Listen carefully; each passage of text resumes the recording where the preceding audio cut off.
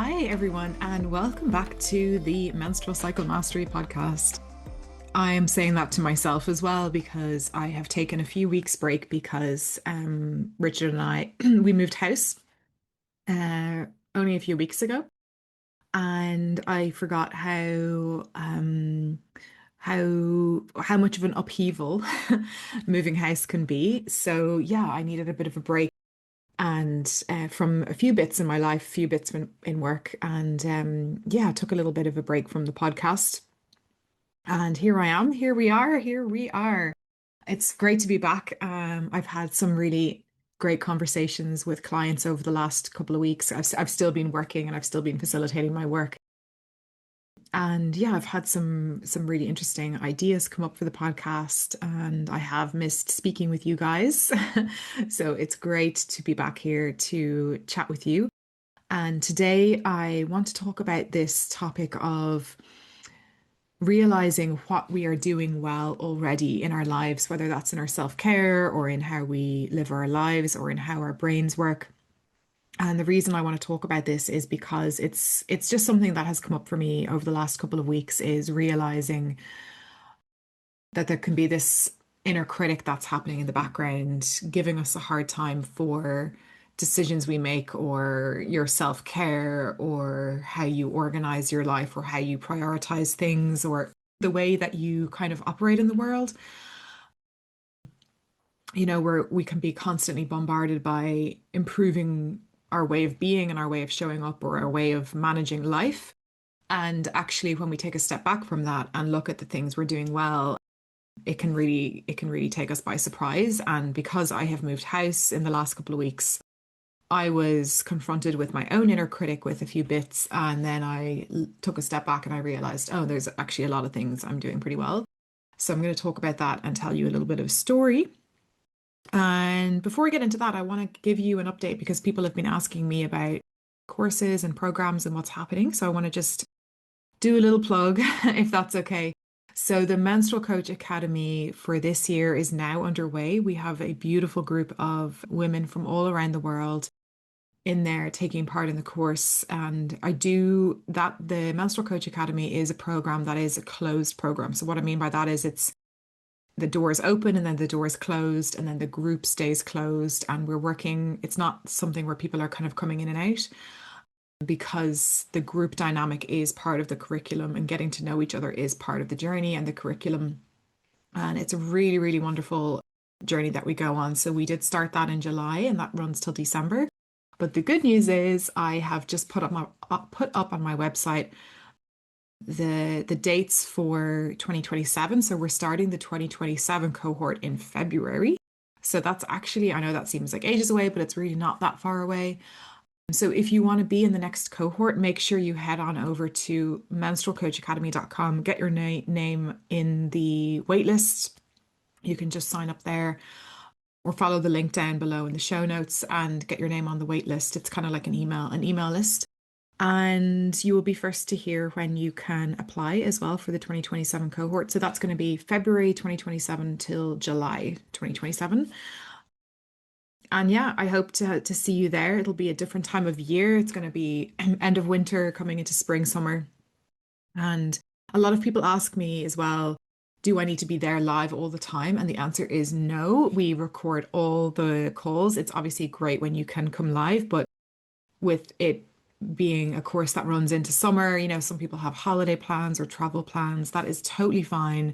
Don't let that be a reason to not sign up. You can come when you can and then catch up on the recordings when you can do that. And it's just a great opportunity to learn in a way that works with your lifestyle, with your schedule, and with whatever is happening for you. So yeah, so head on over to the menstrualcoachacademy.com, get on the waitlist for that, and I will be letting you know when the doors are open, but the dates are there. The other thing I want to mention is I think I've mentioned before, I've talked about this loads. It just hasn't happened yet because it's been in development, but it's happening very soon, is the Menstrual Cycle Mastery Collective, the Menstrual Mastery Collective. So that is a membership program. It's not a professional training. It's very different to the Menstrual Coach Academy. It is a place where you can come for personal reasons and practice the skills that we are talking about in the podcast: menstrual cycle awareness, hormonal harmony, rewiring pain pathways, etc. And that is going to be, I did say it was going to launch in September, but I'm going on honeymoon in September, so we're launching in October. So it's actually also not very far away. So do head on over to the link down below on my website and for that, and get your name on the waitlist. And we will be opening doors to that soon as well. And the way that will work is it's a membership. You will get access to the full course curriculum of Menstrual Cycle Mastery, the full program that you can watch in your own time with videos and exercises. And then every week you have access to coaching calls with me, and we get to practice the skills together, and you'll get all the support. And it's such a great membership to be part of because you're working on your healing, you're working on your nervous system, you're working on your menstrual cycle, but also life happens. I was just talking to a client this morning who had been through a traumatic event, and like that had nothing to do with her menstrual cycle, but a very serious traumatic event that happened to her that really impacted her.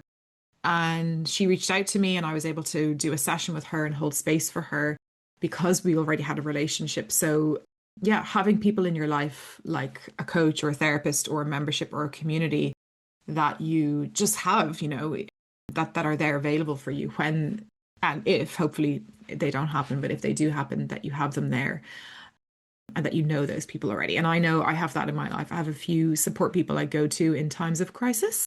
And because I've worked with them before, and I trust them and I like their way of working, it's just great to be able to have it there. So that's the purpose of the membership for you.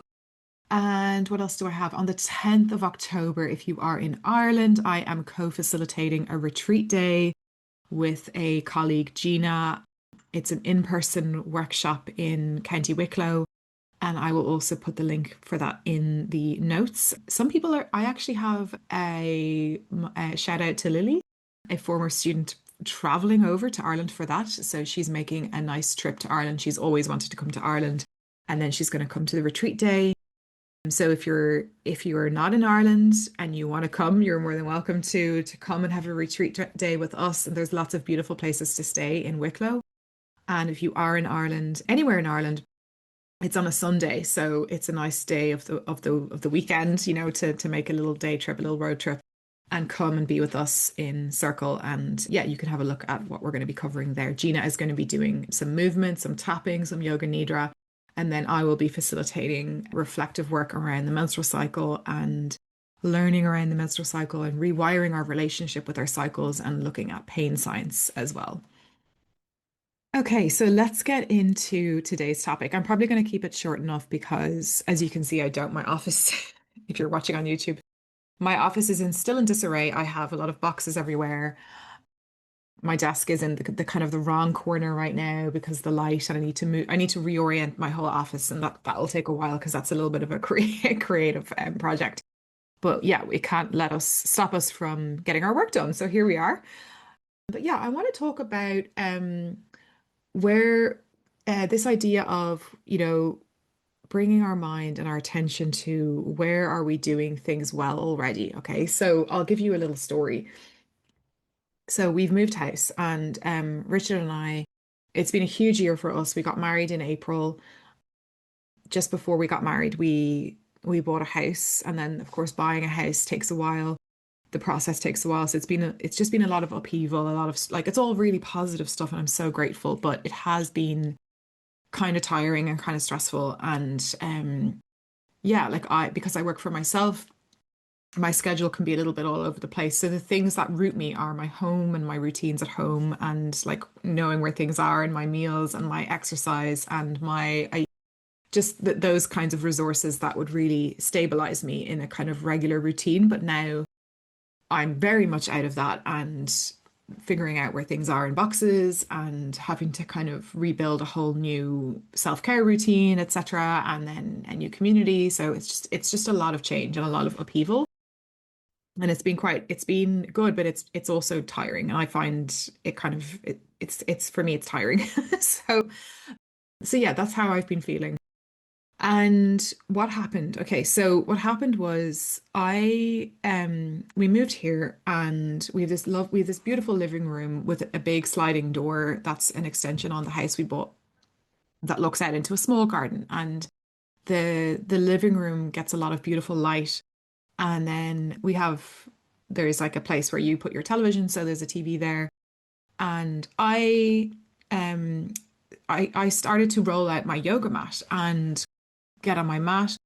And then I was turning on, because we have this TV where you can access YouTube. So I was putting on YouTube, and there there are yoga teachers who I follow on YouTube, who I subscribe to their channels. And I started doing some of their classes, and I was just doing, little bits of yin yoga. And then I had this desire to find a teacher who had a bit more of a strong practice, so a bit more like vinyasa or ashtanga, even hatha, and just more than like a yin class, like a bit more heat and a bit more strength work. And I started doing classes like that on YouTube. And anyway, so that was kind of interesting. And then I was like spending quite a lot of time like reading about yoga and having a conversation with ChatGPT. And I started like following some people on Instagram and just watching, like I started watching YouTube videos of yoga while sitting on my couch, not doing the yoga, but just interested in what they were doing and kind of wanting to know like what a teacher was teaching and what was in that particular sequence. And I was just like kind of watching these yoga classes while I was like eating my lunch here in our new house. And I was like, this is kind of weird. Like, why am I doing this? This is so weird. And and then I realized, oh, like I'm really craving like a strong class. And I had also been researching yoga classes in Dublin. We're about a half an hour on the bus from the city centre. And I was kind of like going on Google Maps and researching different yoga classes. And then a part of me was giving myself a hard time for just, being on my phone and being on YouTube and, not really unpacking my boxes and kind of just, dilly-dallying. I was kind of giving myself a little bit of a hard time about, like, a part of me was giving myself a hard time for this. And then I took a step back from that and I was like, wait, what? Like, this is really interesting. And then I thought about it and I realized, oh, okay, so we moved to Wicklow about 3 years ago, which is a different part of Ireland, but it's in the east. It's south of Dublin. Okay, it's a different vibe. We were near the beach, and now we're in the city. And when we moved to Wicklow, um, I had that was further south than I had ever moved before, and I didn't really know anyone. And it was a new move for us. Like it wasn't hugely different, but it was still like a whole new community, and I didn't have roots there. So when we moved to Wicklow, I back then I was researching, things like the gym and the swimming pool. And anyway, I found a yoga class. And I'm not really like, I wouldn't describe myself as a yogi. As you know, I've never talked about it on the podcast. Um, and it's like I've never trained as a yoga teacher, and I don't really know how to speak the yoga, the yoga language. But I realized that when we were living in Wicklow, and it sounds so silly to say this, but I attended yoga classes every every single week. And I found this lady who teaches yoga, and her name is Liz Richards. Shout out to Liz. She's a fabulous teacher. I found her class, and the first day I went to her class, I remember thinking, wow, this is a really great class. Because I have been to actually quite a lot of yoga classes and Pilates classes, because in my athletic years, I did a lot of that stuff for injuries reasons. And when I was in my early 20s, I also trained as a Pilates teacher because I was just interested in anatomy and just followed a curiosity. I never ended up teaching Pilates except for the requirements for the course and a little bit after that. But I kind of used it as part of this work, and then looking into the fascia and then looking into the trauma. So there's a lot of courses I've taken that I don't necessarily practice now, but they're part of my repertoire, if that makes sense. But anyway, what happened was I just was reflecting a lot on the fact that I found Liz's yoga classes that I felt very connected to her way of teaching and that I felt very connected in those classes. And at the same time, her classes were challenging. They certainly challenged me physically and mentally. And her classes were quite repetitive. They were not Ashtanga, where it's like exactly the same sequence, but it was Hatha yoga. And there was like a lot of repetition week on week. And I did find myself getting kind of bored in her classes at times. But I knew enough about yoga that it wasn't a reason to leave. It was like a reason to deepen and to stay and to be to work through the boredom or to just be okay with it. And also, I also found in my classes with Liz that there were things, I was living in Wicklow for 3 years, so there were times in my life where things were challenging and emotional and scary, and I had, just difficult stuff going on. And that would be very much present with me on the yoga mat in the class. And I would not like being in her class because I would have to be in touch with these feelings, that were just coming up for me while I was doing yoga. So it's funny. So there was this part of me that was like, oh yeah, like I go to this yoga class, but I also don't like it. And then when we finished our time in Wicklow and I was reflecting on my experience with Liz, and I realized I was like, isn't it interesting that I didn't really like the class, but I still went every single week. I went literally every single week. It was rare that I missed it, and she was so good. If you did miss it for whatever reason, you could catch up on another day in the week. So I would always go to a different class on a different day. But it was just, I guess it was something that really it held me, it grounded me. Like I said, I work for myself. My life can be very irregular and well, no, it is scheduled, but it can be, there isn't, every day is different, every week is different for me. And yoga was, a stability in my week. And I noticed myself getting stronger, and it wasn't even about the progress, or it wasn't even about, I guess, becoming yogi or, being a person that does yoga. I hardly talked about it. I hardly thought about it. I just went, I just went, and I always felt better after class. I also liked that it was about a 15-minute walk for me. So in the mornings I'd get up and I'd have some food to go walk to yoga, and the walk would also wake me up and get me ready for the day. And I felt really good in my body. And I also started at the time I was doing athletics, and it was a really good combination with athletics as well to practice yoga. So anyway, I guess what I'm trying to say is then when we uprooted ourselves, moved here to Dublin, and then I noticed myself, on YouTube, researching people in Dublin, which classes to go to, trying classes online, watching classes without actually doing them, looking into membership model, things like that, things to do. And then I realized, I'm giving myself a hard time for not unpacking my boxes, and I'm dilly-dallying online. And then I realized I am unpacking my boxes. I am rooting myself in my yoga practice before anything else, before I get back on my podcast, before I find out where my books are or my jewelry is, or, the things that I don't necessarily need every day, like a toothbrush or cooking stuff. And that was so interesting. And I realized, oh, okay, and it just made me realize how important that class was to me and how much it benefited me. Not because it was like something that made my life, it wasn't like it improved things. It just was. And it it was a stability in my life, and it was a regularity. There was the regularity of it and the physicality of it as well, and the strength-based nature of it too.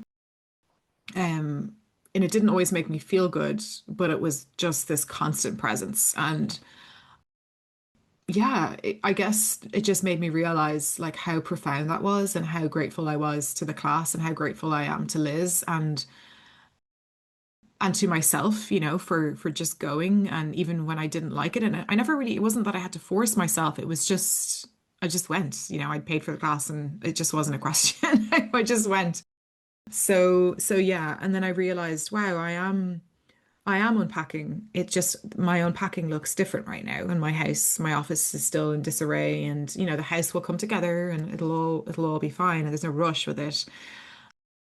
But yeah, sometimes other things are kind of like the priority, and your innate wisdom kind of takes over. And sometimes we can think, oh, procrastinating or I'm dilly-dallying. But actually, if you think about the wisdom underneath, the decisions you're making or where your motivation is being moved to or where your energy is being moved to, there's an intelligence there. And maybe that's something to be curious about and to reflect on and to think about it from that different perspective. And I see this in myself. I see it in my clients, particularly if you are someone who can relate to or has a diagnosis of neurodiversity.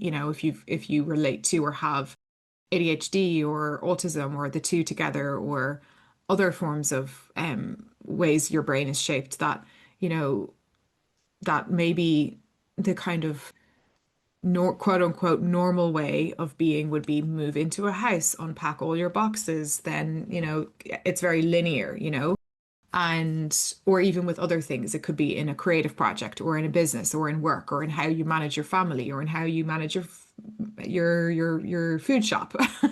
It's like, okay, there's certain, maybe you're already doing things in a way that makes sense to you, but you have been giving yourself a hard time about. I can really relate to this in my work. I don't work in a very linear way. And there's times where I give myself a really hard time for that. And I'm like, oh, I need to be more organized and have more systems and have more structure. But actually, I've gotten pretty far and I've, worked really hard in my own way. And I've followed this sort of intuitive wisdom. And okay, there's been times where it's been uncomfortable and I have made mistakes or I've wasted time or wasted energy on things.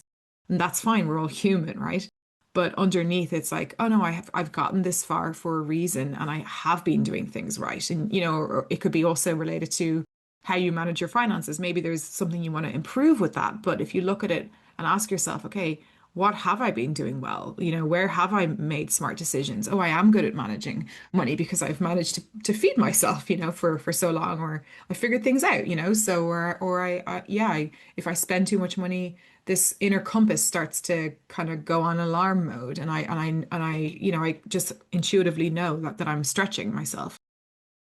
Um, so that's, I guess, the topic of today is to reflect on anywhere in your life where you are maybe even just like in an insidious way, meaning that you don't even know you're doing it. Like, is there somewhere in your life, anything? It could be your relationship with your menstrual cycle, your relationship with self-care, your relationship with how your exercise routine, anything, your diet, and you're giving yourself a bit of a hard time because you want to improve it or you want to do things differently, but maybe drop the judgment for a moment and ask yourself, well, what are you doing well already? And bring some attention to that and then bring some curiosity and then realize, oh, yeah, I am actually doing well with this thing. Oh, and like in my case, it was like, oh, yeah, like yoga was really important to me. And I almost didn't realize it because I didn't really give it so much attention, which is, I think it's a good thing because clearly my ego was not in my yoga practice at all because I hardly talked about it.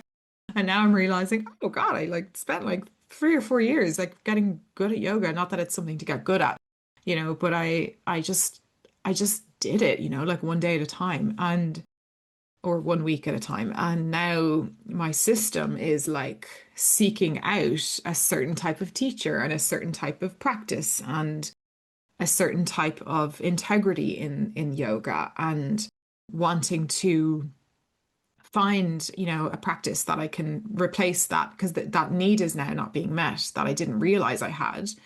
And now my system is just organically, seeking it out before I unpack every single box.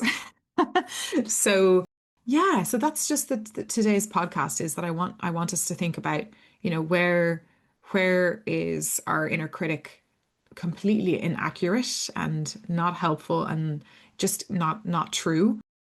And then we need to replace that with, okay, what am I doing really well already? And how are those things true? And it can be really small things, So I would love to hear from you. If you send me a message on Instagram, tell me what areas of your life have you been giving yourself a hard time, but how does that make sense to you? And how is it actually supporting you?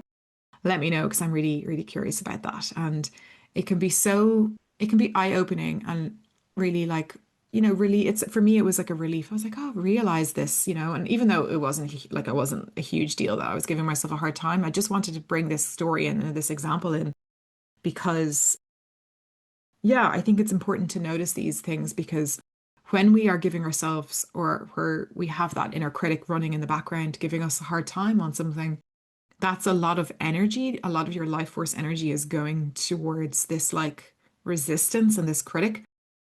And then when you realize that, oh, it's not true, it's not accurate, oh, and you are doing things well, the tension can drop in your body, the nervous system can regulate.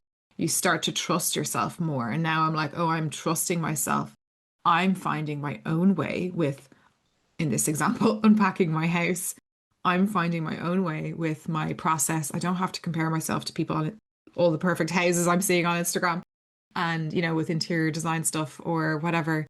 And it's okay that I have, boxes sitting around for months or weeks or whatever. And that's just a very like, low chart. It's not a highly triggering topic, but it's just an interesting dynamic to catch, because I think this sort of like insidious judgment that can happen and thinking we should be somewhere else where we're not can really drain us from our energy, and also deny us of the actual truth of what's actually happening. So I want us to step out of that inner critic for a minute, really look at it and be like, no, where am I actually doing well? Write those things down, put them on a post-it, remind yourself of like, oh no, where is your intelligence actually onto something? And start to build a relationship, build intimacy with your own intuition, your own intuitive way of organizing your life, making decisions, your self-care, the way you do things, the way your brain works, the way you manage your business. Of course, there's always going to be things that we need to improve and change and tweak and get support with, absolutely. But I think we overlook where our intelligence is actually doing its job. And it's a lot nicer. It's a lot nicer way to live when we give that a bit of space and a bit of gratitude, and be like, no, my intelligence, I have a strong intuition, and my body was like seeking out a good yoga practice because that supported me, and I need that, and that will help me unpack boxes and not injure myself. Anyway, so that's the thought of the day, my friends. And again, reminder, the Menstrual Coach Academy is starting in February 2027. So you can head on over to the website to read about that. We've got the Menstrual Mastery Collective. That's for anyone who just wants to practice this work for personal reasons, starting in October. And then the in-person workshop on the 10th of October 2026 here in Wicklow in Ireland, and you're very welcome to come to that. Let me know if you're traveling. And that is it. And if you've any requests for any topics at all, let me know and I will add them to my list. Okay, lots of love and speak to you soon. Thanks for joining me on the Menstrual Cycle Mastery podcast. If you'd like to begin this work with me, I run the Menstrual Mastery Collective, a monthly membership where you can dive deep into this work live alongside me and a supportive community. I'm also the founder of the Menstrual Coach Academy, a professional training space for trauma-informed coaching and facilitation. Head on over to the links in the bio to sign up for courses, programs, and grab any resources available. I'm so glad you're here.